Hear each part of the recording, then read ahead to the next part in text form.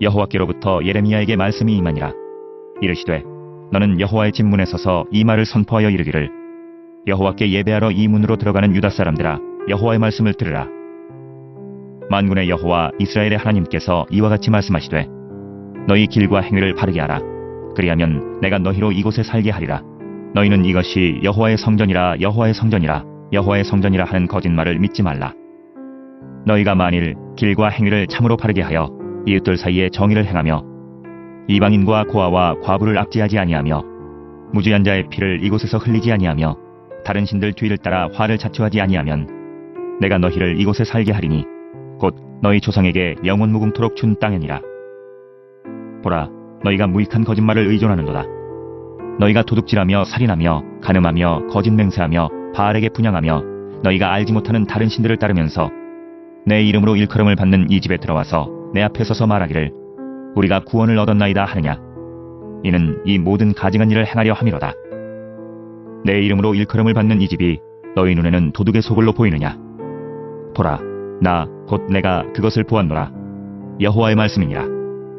너희는 내가 처음으로 내 이름을 둔 처소 실로에 가서 내 백성 이스라엘의 악에 대하여 내가 어떻게 행하였는지를 보라. 여호와의 말씀이니라. 이제 너희가 그 모든 일을 행하였으며 내가 너희에게 말하되 새벽부터 부지런히 말하여도 듣지 아니하였고 너희를 불러도 대답하지 아니하였느니라. 그러므로 내가 실로에 행함같이 너희가 신뢰하는 바 내 이름으로 일컬음을 받는 이 집 곧 너희와 너희 조상들에게 준 이곳에 행하겠고 내가 너희 모든 형제 곧 에브라임 온 자손을 쫓아낸 것 같이 내 앞에서 너희를 쫓아내리라 하셨다 할지니라.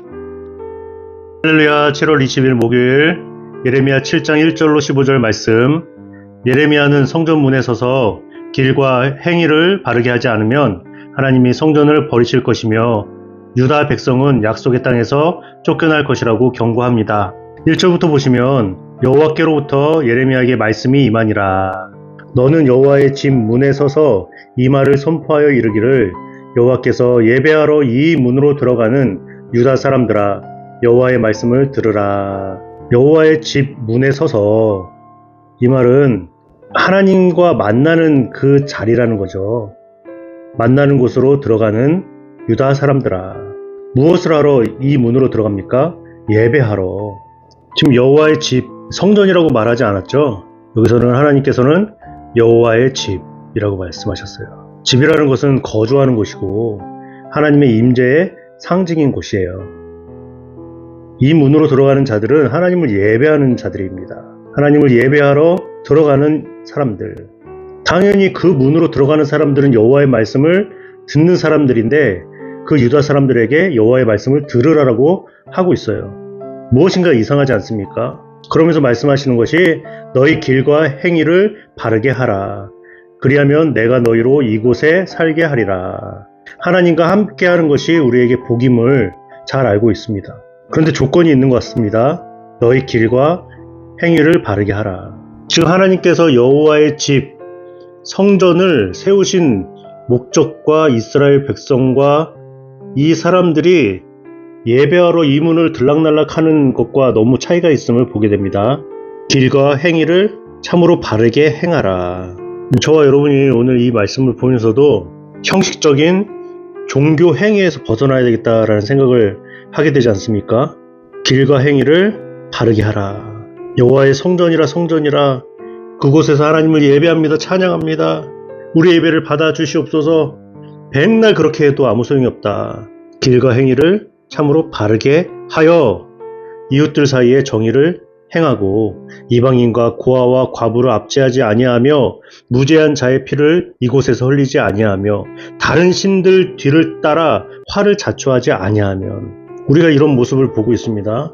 예배할 때는 그 누구보다도 신령한 모습으로 하나님을 예배하는데 예배 후에 나의 삶의 모습을 보면 어쩌면 세상 사람들보다 더 잘못된 모습으로 살아갈 때가 많이 있다는 겁니다. 그것을 무익한 거짓말이라고 말씀하세요. 도둑질하고 살인하고 간음하고 거짓 맹세하며 바알에게 분향하며 너희가 알지 못하는 다른 신들도 따르면서 우리가 구원을 받았습니다. 여호와의 집에 와서 이런 소리를 한다는 거예요.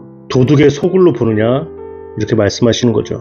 정말 경건한 모습으로 종교적으로 하나님을 예배합니다 이렇게 하면서 하나님을 전혀 예배하지 아니하고 하나님의 그 구원이 무엇인지도 제대로 알지 못하며 살아가고 있다라는 거예요. 그러면서 예전에 있었던 그 실로의 사건들을 가지고 오십니다. 어떤 사건이냐? 여호수아 18장 1절에 온 회중이 실로에 모여 거기에 회막을 세웠다라고 말하고 있어요. 그런데 사무엘상 4장에 이르러서는 전쟁 때 이 언약궤를 가지고 나간 거예요. 왜? 하나님이 함께 하신다라는 어떤 형식적인 무엇인가 동기부여되어지는 그 상황들을 생각하면서 가지고 나왔어. 뺏겼잖아요.